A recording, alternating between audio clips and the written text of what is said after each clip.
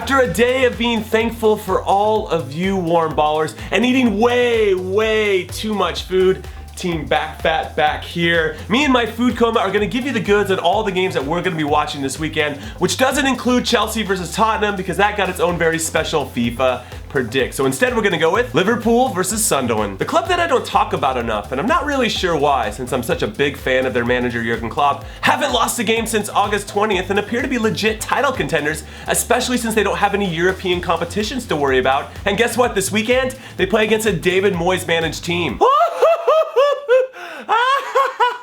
Which seems like it would be an easy win for the Reds, but Sunderland have won 2 straight league games for the first time since May, which sees them get out of the relegation zone for now, and they're welcoming back some significant players from injury, so this fixture could be a little trickier for Liverpool than they might want, and this is the type of game, a home game against a weaker opponent, that they have to win regularly to be considered champions. So my prediction, Liverpool 2, Sunderland 1. And now let's head to Germany for Bayern Munich versus Bayer Leverkusen. For the first time since September in 2015, which if you're doing the math at home is over a year ago, Super Bayern is not on top of the Bundesliga, so this game is of the utmost importance, which is why I'm turning it over to Previews and Predictions Correspondent Adrian from Rabona TV, who's going to break it down a little further. So take it away, Adrian. You could call this the struggle is real derby. Bayern Munich has only had 1 clean sheet in the last 11 matches and has lost 2 matches in a row, most recently to Rostov, their 3rd loss this season.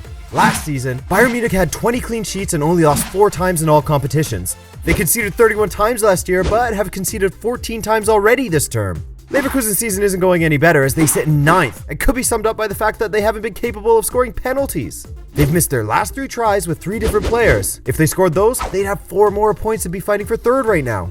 Neither team is at their best, but striker Javier Hernandez is always a handful, so Bayern's defense could be conceding a few more. I'm taking Leverkusen to upset Bayern. Who you saying, James? Whoa, that is a bold call, Adriano. I like it.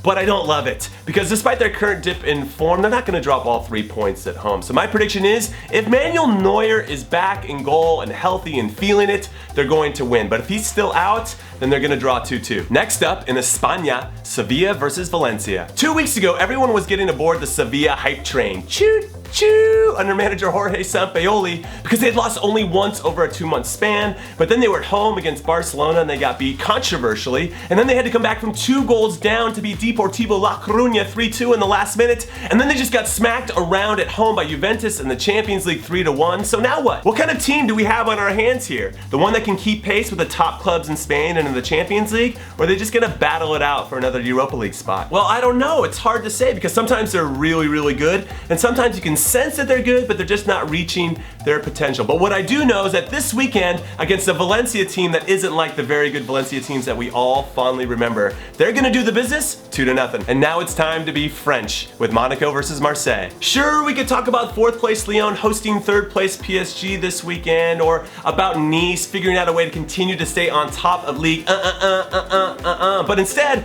I want to talk about the once great Marseille, though only in 11th this season, are making moves to be great once again. With new ownership and a new manager in the very well-respected Rudy Garcia, who's won the French league before, things are looking up if they can fix their offensive woes. They've only scored 13 goals in 13 games this season, so if they can somehow get by the highest scoring team in Ligue 1, which is 2nd place Monaco, who've scored 39 goals in those 13 games, then they're gonna send a message to the rest of France that their comeback is real. For next season, because it's definitely not going to be this season, my prediction, Monaco 3, who are way too good for them, and Marseille 1. And finally, let's talk one half of the MLS Cup semifinals because the other one isn't happening until next week, Colorado versus Seattle. Put simply, if Colorado wins this second leg 1-0 or by more than 2 goals, they are going to host the MLS Cup final in their stadium, a place where they're unbeaten in their last 18 games. But without stud goalkeeper and leader Tim Howard, who has a knack for making big saves in big games, it's just going to have a negative impact, whether they want to admit it to themselves or not. As for Seattle, it all revolves around Nicolas Sladero. If the Uruguayan playmaker, who showed up in the middle of the year to save the Sounders season, shows up in this one, then his club, who I picked to win it all, will do just enough to get get to their first ever MLS Cup final. So my prediction is going to be Seattle won, Colorado won, and that's going to be enough to have Seattle go through because they won the first leg 2-1, which means 3-2 after aggregate if you guys are doing your math again at home. And I want this to happen. It needs to happen because I like being considered a predicting genius. Okay, that's it. I got to go spend some time with my friends and my family during this long American holiday weekend, so I don't really have time to get into the Liga MX playoffs where my Zolot's are down 3-0 after leg 1. No mames. Way! Or the relatively tame matchups in Italy, Portugal, or Holland, or in the A-League, or Russia, or Brazil, or anywhere else around the world. So give me your predictions for the 5 games I talked about above, then we'll get into it on Monday. But until then, have a great weekend. Later.